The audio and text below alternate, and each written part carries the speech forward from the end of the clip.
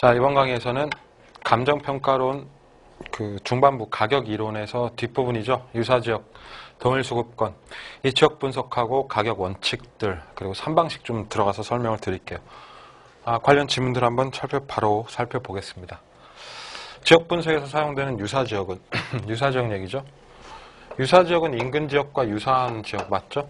그리고 인근지역과 가격면에서 대체관계가 성립될 수 있는 지역이다. 맞는 얘기입니다. 이번에 유사지역은 인근지역과 지역 특성이 유사하다. 맞죠? 가격면에서 인근지역과 유사한 지역이 맞죠? 왜 아닙니까? 자, 이게 틀린 말이죠. 3번에 인근지역과 유사지역은 지리적으로 인접할 필요는 없으나, 굉장히 중요한 얘기죠. 인접할 필요는 없으나 그 지역 내 부동산 상호 간의 대체 경쟁 관계가 성립하여 가격 형성에 간접적 영향을 미치는 지역이다.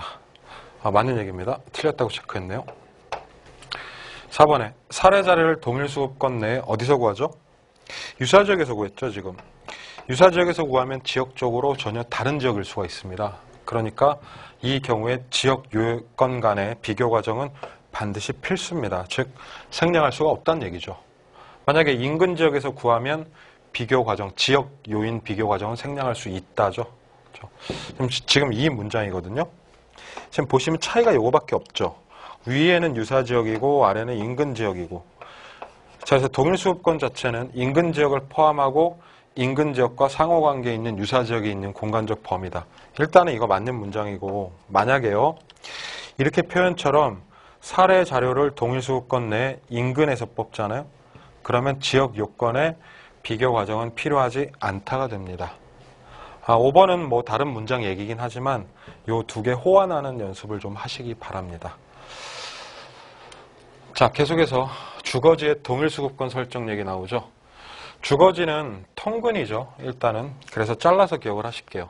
주거지의 동일수급권은 통근이라고 잘라서 기억하시고, 지역적 선호도에 따라서 그 범위가 달라질 수도 있죠. 뭐 좁아지기도 하고 넓어지기도 하고 그렇습니다. 이행지의 동일수급권은 일반적으로 이행한다고 예견되는, 즉 이행 후죠. 항상 동일수급권은 전환이나 이행 후를 기준으로 합니다. 이 후를 기점으로 해서 동일수급권과 일치하는 경향이 있죠. 맞습니다.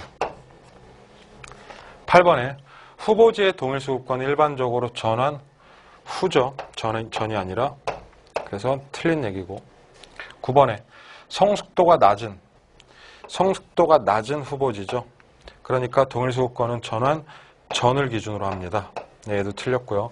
원칙은 후고 예외적으로 전이다. 그렇게 되는 거죠. 10번에 배우지 및 고객의 양과 질, 그리고 고객의 교통수단의 상태, 상업지 지역 요인이 쭉 나오고 있네요.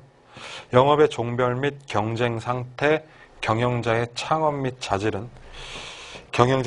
및 자질은 상업지의 지역 요인에 해당합니다. 이렇게 보시면 되겠습니다. 가격제 원칙이 나오죠. 부동산이 최고 가격을 형성할 수 있는 용도를 이용해야 한다는 원칙입니다. 이것을 용도의 다양성이라고 부르죠.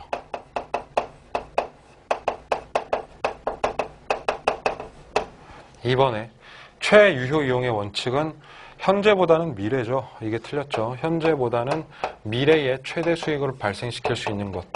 자, 이런 것을 전제로 합니다. 그래서 틀린 문장.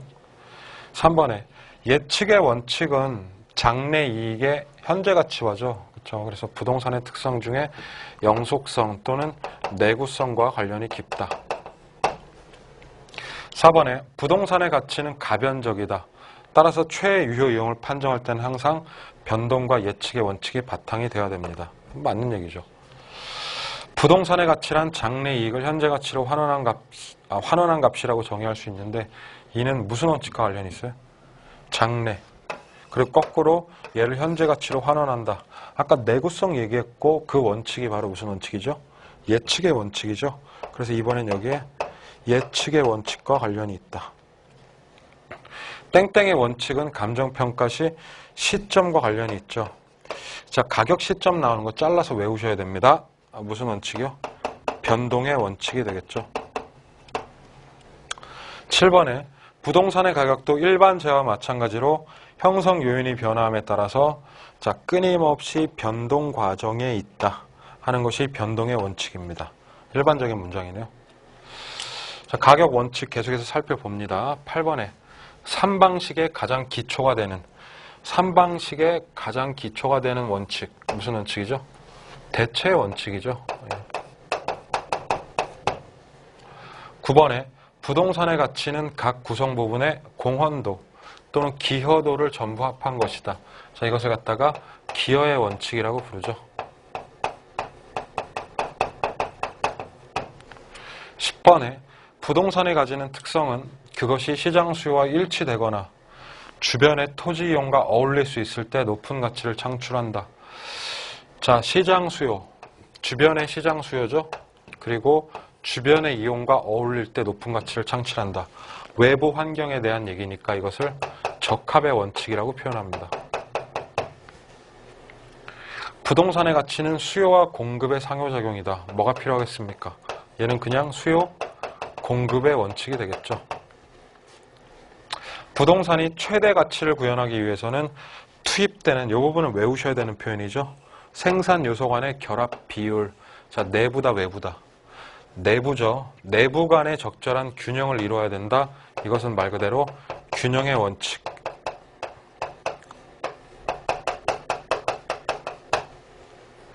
추가 투자의 적부 판단. 자, 추가 투자가 적합하냐 부적합하냐 판단하는 추가 투자의 적부 판단은 일단은 기여의 원칙과 관련이 있고요.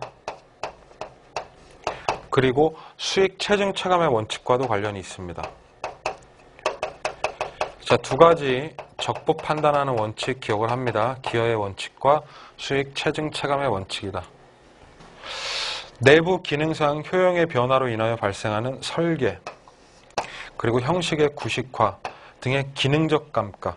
기능적 감가 외우셔야 되죠. 무슨 원칙이에요? 내부 요인이니까 균형의 원칙이 되겠네요. 부지와 건물 등 구성 요소 간의 적응 상태. 부지와 건물의 내부 구성 요소죠. 자, 이거는 균형의 원칙이 됩니다. 가격제 원칙 세 번째 보시겠습니다. 부동산의 유효성이 최고조가 발휘되기 위해서는 그 부동산이 속한 지역의 환경에 적합한다. 이거 보고 답 찾으면 되죠. 자, 이것이 바로 적합의 원칙에 대한 얘기입니다. 두 번째, 초과 이윤은 경쟁을 유발하고 경쟁은 결국 초과 이윤을 감소시키거나 소멸시킨다. 어차피 경쟁이란 말이 나오죠. 그래서 이것을 경쟁의 원칙이라고 보시면 됩니다. 동일한 효용을 가진 여러 부동산 중에서 가격이 가장 낮은 것. 자, 여러 개의 부동산 중에서 가장 가격이 낮은 것 선택이 된다. 여러 개 놓고 선택하는 원칙, 이 원칙은 대체의 원칙에 해당합니다.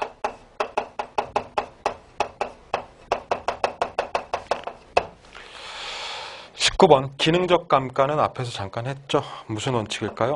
균형의 원칙과 관련이 있고요. 그리고 경제적 감가는 외부 요인이니까 적합의 원칙과 관련이 있다. 가격 시점이 나오죠. 이 시점은 뭐에서 나와요? 잘 외우셔야 됩니다. 변동의 원칙과 관련이 있습니다. 자, 이렇게 정리하시면 됩니다. 19번까지 했죠. 20번에 토지 잔여법의 근거가 된다. 잔여법. 자, 토지의 순수익을 구하는 방법이죠. 토지 순수익은 부동산의 순수익 중에서 건물 빼고 남은 몫이 토지에 귀속된다. 잉여분, 잔여분이 귀속된다. 그래서 얘를 갖다 수익 배분의 원칙. 예, 수익 배분이라고 표현하죠. 자, 이 원칙이 잔여법입니다. 이거 잘 기억하시면 되겠습니다. 가격 원칙 여기까지 하고요. 자, 이제 3방식 들어가가지고 원가법 먼저 얘기를 좀 해보겠습니다. 원가 방식이죠. 원가 방식이다 보니까 적산 가격이라는 얘기 나오고, 적산 가격은 다른 말로 복선 가격이다 이렇게 표현할 수도 있죠. 네. 1번에 원가 방식이란 무슨 원리? 비용성이죠. 맞습니다. 비용성의 원리를 따르는 평가 방식으로 원가법, 가격 구하죠. 원가법에 의해서 가격을 구하는 방법과 적산법에 의해서 임률을 구하는 방법을 말한다. 감정평가의 규칙 제10조 얘기입니다. 법령 내용 당연히 암기하셔야 됩니다. 이거 맞아요. 네. 2번에 원가법이라 함은 그 중에서도 이 원가법이라 함은 어떤 시점이에요? 둘 중에? 가격 시점 외우셔야 되고 대상 물건의 어떤 원가?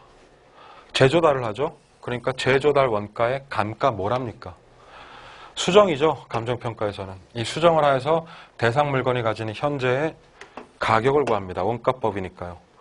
지금 이 4개 동그라미를 쳤는데 이 부분이 다 함정 포인트가 숨어있다. 이런 문장입니다. 3번에 적상가격은 어떻게 구합니까?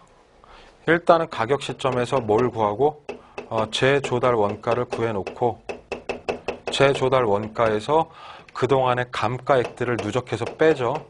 그래서 감가 누계액이 나옵니다. 재조달 원가 빼기 감가 누계액이 적상가격이다. 4번에 원가법은 건물이나 기계류 등 재생산이 가능한 상각자산이에요? 비상각자산이에요? 상각자산이죠. 주로 원가법은 신축 건물 같은 거, 그렇죠?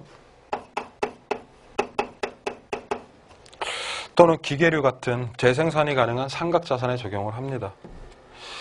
5번에 공공건물이나 교회 같은 특수목적 부동산의 원가 방식을 적용할 수 있다. 특히나 지금 제가 여기 써놓은 공공건물, 교회. 이런 거는 거래 사례가 없어서 비교 방식을 못해요. 그리고 수익을 추정하기가 어렵죠. 수익 방식도 안 되고. 특수목적용 부동산, 이건 그래서 누가 받아준다? 원가 방식이 받아준다. 이 부분을 기억을 하셔야겠습니다. 재조달 원가에 대한 얘기를 좀 해볼까요? 재조달 원가는 신축 시점 현재 건축물을 신축하는 데 소요되는 투하 비용이다. 재조달 원가를 신축 시점이라고 하진 않죠. 어떤 시점이에요? 가격 시점이라고 표현하죠. 그래서 가격 시점 현재라고 표현하셔야 됩니다. 2번에 재조달 원가는 신축 원가가 되죠. 그리고 적상 가격은 중고 부동산의 가격이고, 그래서 재조달 원가는 적상 가격의 상한선이 됩니다. 거꾸로 말하면 적상 가격이 아무리 높게 평가되더라도 재조달 원가를 뛰어넘을 수는 없죠. 이렇게 되는 거예요.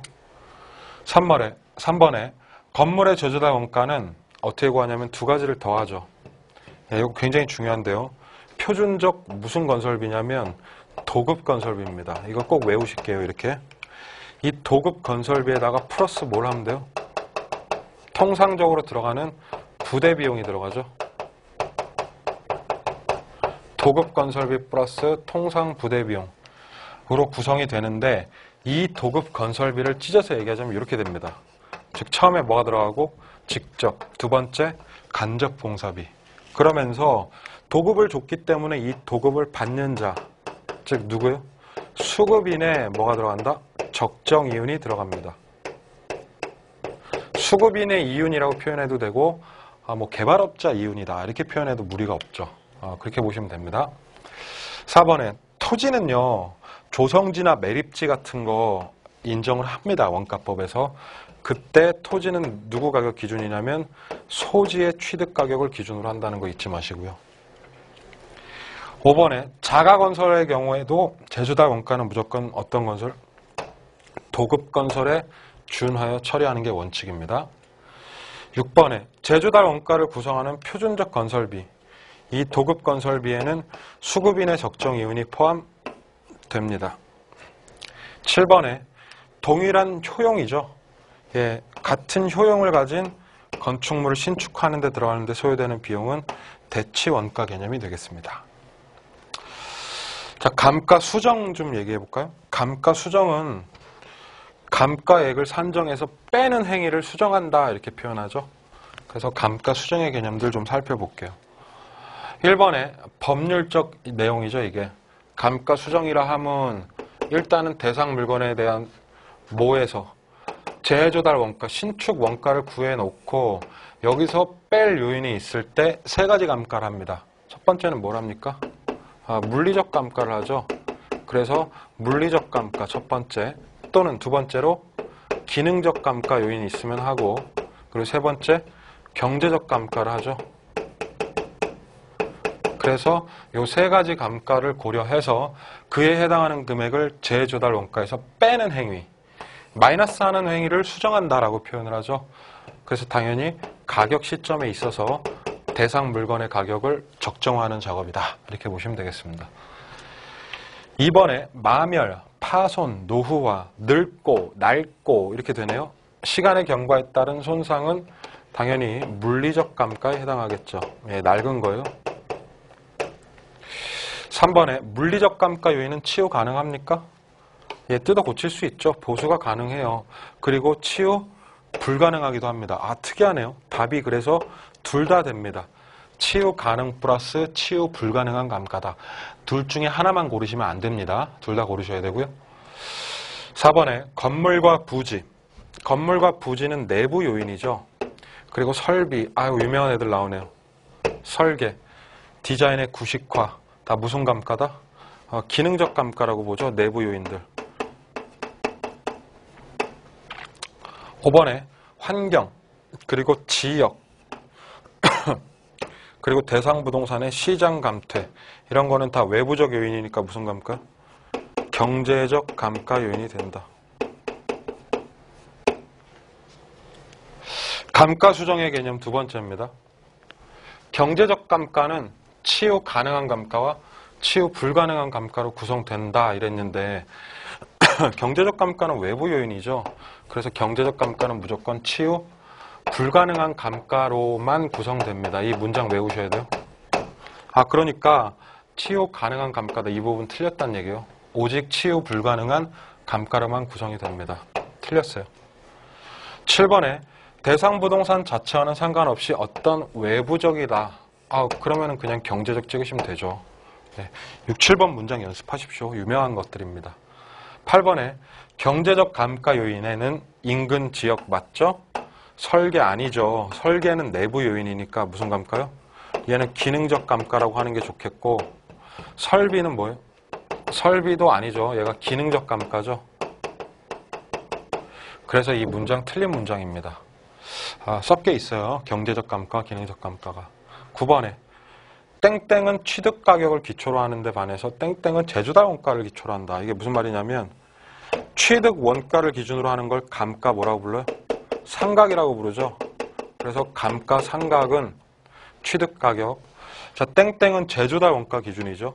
제조달 원가 기준으로 하는 건 감가 뭐예요? 수정이죠, 수정. 자, 이렇게 정리를 하시면 되고요. 땡땡은 관찰 감가를 인정한다. 자, 인정합니다. 근데 땡땡은 인정하지 않는답니다. 자, 이런 식으로 뭐는 인정한다, 고려한다 이런 식으로 긍정적으로 나오면 제가 뭐라고 그랬어요? 무조건 감가 수정이라고 했죠. 그래서 수정이는 긍정적이다 그런 얘기를 했어요. 수업 시간에. 그리고 두 번째처럼 인정하지 않으면 얘는 감가 상각이 되죠. 11번에 수정은 어떤 내용 연수를 기준으로 합니까? 네, 수정이는 경제적인 애라고 그랬죠. 그래서 외우세요. 경제적 내용 연수를 기준으로 하고, 상각은 법으로 정해놨죠. 그래서 법정 내용 연수를 기준으로 한다. 자, 우리 수정이 같은 경우에 고려하는 것들이 있죠. 감가 수정은 뭘 고려하냐면 예를 들어서 시장성을 고려합니다. 그리고 실제 감가와 일치하는 경향이 강합니다. 게다가 수정이는 물리적, 기능적, 경제적 감가를 고려합니다. 게다가 수정이는 토지에도 인정을 해줍니다. 그래서 수정이는 전반적으로 긍정적이다 쭉 나가죠. 다만 이제 뭐가 중요하냐면 잔가, 남아있는 잔존가치 비율을 보면은 실제 가치를 판정하는 수정이 같은 경우에는 물건마다 잔가율이 다 다르다. 요거 하나 조심하시고, 나머지는 뭐 고려한다, 일치한다, 인정한다 이러면 다 뭐다? 수정이다. 이렇게 외우시면 됩니다. 자, 12번에 감가 수정 방법 중에서 직접법 얘기 나오죠. 네, 이 단답형으로 외우셔야 됩니다. 직접법에는 뭐가 들어가냐면 내, 관, 분해가 들어갑니다. 네, 이렇게 외우세요. 직접법에 지금 말씀드렸죠. 내 관을 분해해라.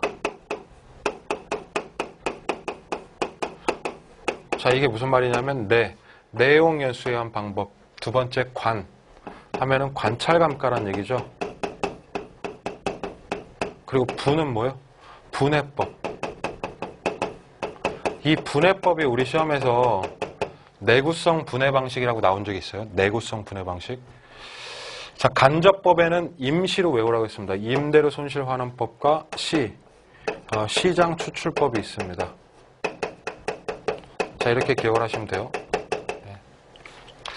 내관 분해 임시 잘라서 단답형으로 외울게요. 땡땡은 감정평가사가 직접 관찰하여 감가액을 판정한다. 직접 관찰하죠? 그러니까 얘는 무슨 방법이겠어요? 관찰감가법이겠죠? 평가사가 직접 관찰을 한답니다. 그러면 평가사의 눈에 따라서 매우 어때요? 주관적인 특징이 있겠죠. 그렇죠? 대상 부동산에 대한 감가 요인을 물리적, 기능적, 경제적으로 세분한다. 자, 요겁니다. 요 표현이 나왔을 때 이게 답이에요. 그리고 이에 대한 감가액을 각각 별도로 측정해서 세 개를 주르륵 더하는 방법. 자, 이것이 바로 분해법이라고 하죠. 자, 거꾸로 좀 몇 개만 말해볼게요. 이렇게 정리가 돼 있으셔야 됩니다. 첫 번째, 분해법은 뭐 하는 방법이다? 감가 수정하는 방법이다. 얘가 분해법이에요. 다른 말로 뭐라고 부른다? 내구성 분해 방식이다. 자, 서술 문제 나올 때는 어떤 표현 나온다? 물리적, 기능적, 경제적이란 말 나옵니다. 이런 거 좀 기억을 해두시란 얘기죠. 산출된 대상 물건의 감가 누계액이 적정하지 않을 때에는 다른 방법을 적용할 수 있다. 자, 바로 관찰감가법을 적용할 수 있습니다. 이게 법령상 내용이죠. 자, 내용연수에 의한 방법, 감가 수정하는 얘기를 좀 해볼까요? 내용연수에 의한 방법은 크게 세 가지가 있죠. 정액법, 정률법, 상환기금법. 거기에 대한 문장이 되겠습니다. 정액법이죠, 첫 번째. 정액법은 자, 매년 감가액을 일정하게만 계산하면 되니까 계산이 가장 간편합니다. 근데 매년 감가가 일정하게 되진 않아서 실제 감가와는 약간은 괴리되는 단점이 있어요. 그래서 관찰감가법을 병용을 합니다. 건물과 구축물 등에 주로 쓰이는 방법이죠. 네. 정액법은 건물, 구축물. 2번에 정률법. 정률법은 첫 해 감가가 일단은 가장 크죠. 그래서 첫 해 가장 크게 갔다가 갈수록 점차 어떻게 되는 방식? 체감하는 방식입니다. 정률법의 이 문장은 외워두시는 게 좋겠습니다. 3번. 정률법에 의한 연간 감가액은 체감입니다. 근데 정액법에 의한 감가액은 일정한 특징이 있다. 이렇게 보셔야 되고요. 4번에 감가 수정 방법 중에 네모 방법은 내용 연수가 만료하는 때의 감가 누계액과 그에 대한 뭐가 나와요? 복리 이자를 고려해서 감가를 치라. 자, 복리 이자를 고려하는 방법 하나밖에 없죠. 뭐에 대한 얘기예요? 상환기금법에 대한 얘기입니다. 상환기금법. 그래서 요 이름도 잘 기억을 하셔야 되고 5번에 초기에는 정액법을 통한 감가액 지금 정액법을 통한 감가액 나왔고 뒤에 상환기금법을 통한 감가액 나왔는데 누가 감가가 더 크냐는 얘기죠. 만약에 정액법으로 100원이 감가가 됐다면 상환기금법은 이자를 고려하니까 95원만 감가면 된다고 그랬어요. 제가 예전에. 그래서 정액법을 통한 감가액이 더 크죠. 근데 평가를 해놓으면 즉 감가액이 이렇게 크면은 평가액은 낮아지죠. 그래서 정액법을 통한 가격이 오히려 상환기금법을 통해 산정한 가격보다는 작게 됩니다. 자, 그러니까 감가액을 한번 비교해보자면 초기 감가액입니다. 초기에 감가가 가장 압도적으로 큰 거는 정율법이죠. 정률법이 감가가 가장 많이 되고 그 다음이 누구냐면 정액법. 그리고 초기에 감가액이 가장 작게 되는 게 바로 지금 말씀드린 상환기금법이 되죠. 상환기금법은 왜 이렇게 감가액이 작아요? 감가액을 자본회수해서 투자해서 복리 이자를 내기 때문에 그렇죠. 그래서 이자를 고려해서 얘가 제일 작고 이 감가액을 갖다가 얘를 통해서 적산가격을 구하면 적산가격은 제조달 원가에서 빼기 감가액을 하잖아요. 그렇죠? 자, 그러니까 감가가 크면 클수록 많이 빼낸단 말이죠. 그러니까 적산가격이 작아져요. 그래서 정률법이 막내가 되고 그 다음에 무슨 법이요? 정액법이 되는 거고 자, 그 다음이 첫 번째 방법인 상환기금법이 된다. 이렇게 되는 거죠.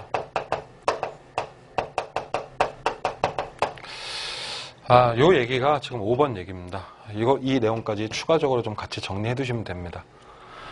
적산법은 뭘 구하냐면 임대료를 구하죠. 그렇죠?